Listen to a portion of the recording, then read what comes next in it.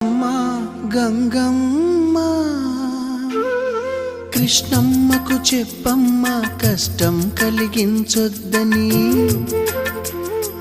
యమునకు చెప్పమ్మా సాయమునకు వెనకాడొద్దని,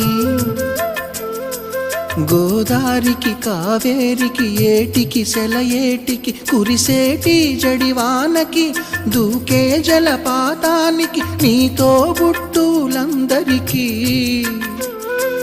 చెప్పమ్మా మా గంగమ్మ. జీవనదివిగా ఒక మోక్షనిధివిగా పండ్లు పూలు పసుపుల పారాణి రాణిగా